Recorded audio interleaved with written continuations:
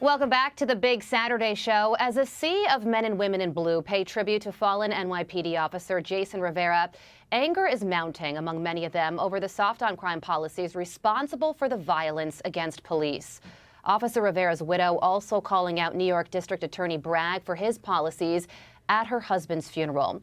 Bragg releasing a statement during the funeral, reading in part, "Violence against police officers will never be tolerated. My office will vigorously prosecute cases of violence against police and work to prevent senseless acts like this from ever happening again." So that is the statement from the district attorney. But Tyrus, you look at the footage of the thousands of police officers standing shoulder to shoulder outside for hours yesterday. It felt like a turning point, didn't it?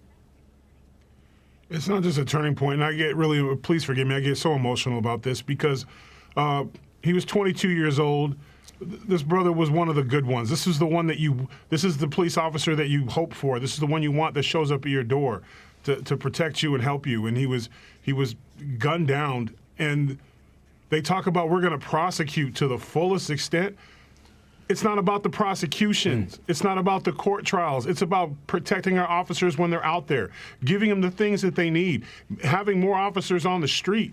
It just breaks my heart. Every time I look at this kid, he was just promoted to a first grade detective. You know, he's 22 years old. He was a star, and he's gone. And the best you can come up with is we're going to prosecute to the fullest of our.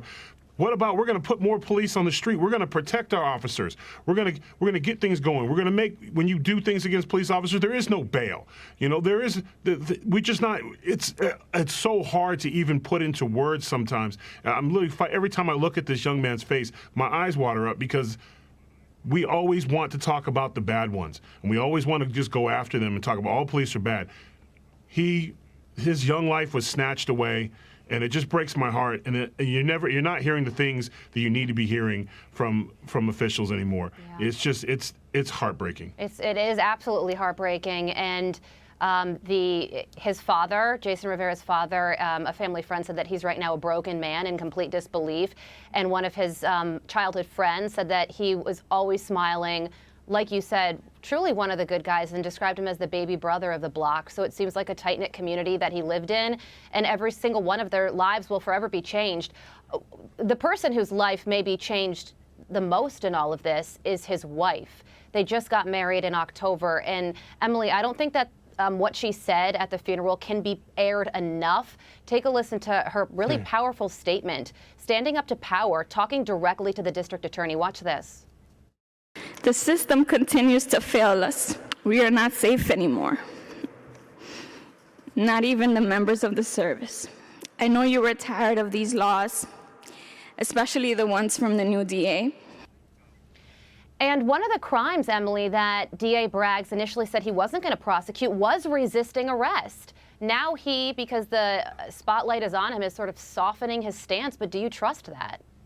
No, I don't, Carly, and I had the honor of standing in that crowd there on Fifth Avenue in solidarity and showing my support for Jason Rivera, Officer Jason Rivera, as well as the thousands of law enforcement that had turned up to show support for him and his family and all of us, right, representing every American that wished that they could be there. I was there. And so I listened to her eulogy on the loudspeakers outside, and everyone was crying. We were all crying on the streets. And we all started clapping in the church and outside when she said, DA Bragg, I hope you are listening to me. And for him to say we're doing all we can to work to prevent senseless acts like this from happening again, I don't know what that means. Because what that takes is preventing recidivism. What that takes is not reclassifying crimes from felonies to misdemeanors, so that you can keep these guys in jail. It means not letting them out on these notions of bail reform that have real effects. We know there's a 16-year-old right now loose on the streets who was charged with shooting a cop. Thank God it wasn't fatal. But he made his own bail and he's out, and that's under DA Bragg's watch. So I think to your point, we absolutely cannot trust that there will be follow through, but also we seem to be speaking a different language. Because from where I sit, it takes a lot more from our elected officials and appointed officials to support law enforcement, to get safety and order back on our streets, and it begins with him. I know the mayor's trying, but I also have to point out, you guys, that in the last year alone, we know that 60% skyrocket of officers that have been killed in the line of duty due to felonious acts, right? But the most disturbing category within that was ambushes, unprovoked and premeditated ambushes. That category spiked 300%. And Officer Rivera and Officer Mora were included in that on Friday night. And this is the kind of commentary that leads to that. So I expect more and better, because while we were standing outside and everyone was mourning and grieving, I heard sirens in the other part of the city. And I thought to myself, you know what? Well, all these guys are showing up to support Officer Rivera and his legacy and his death. Guys are also out there protecting the city still, Emily. right? For 24 hours. So they're showing up for us. We need people to show up for them. And, you know, I'm so glad that you said that we expect more and better, because Lee Zeldin, he's running for governor. He's a New York gubernatorial candidate. And here he is on what needs to be done to stop this rise in crime. Here are some of the ideas he laid out. Watch this. We need to repeal cashless bail. We need to support law enforcement more, not less. Pass a law enforcement bill of rights. Repeal a new bill that they signed called Less is More, where they're releasing people early from prison. We need to pass a law enforcement bill of rights, recognize their inherent right of self-defense, make sure they have all the tools and resources they need to do their jobs safely and effectively, protect qualified immunity, and so much more. Charlie? You know, it's really great that the DA is now coming out and reversing his position on violence against police officers. But the fact that he had to, that alone is absolutely astonishing.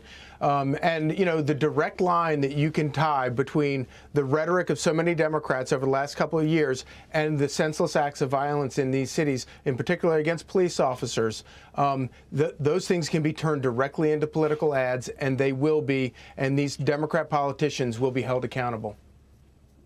You're absolutely right, and all three of you made such great points. Hey, Sean Hannity here. Hey, click here to subscribe to Fox News YouTube page and catch our hottest interviews and most compelling analysis. You will not get it anywhere else.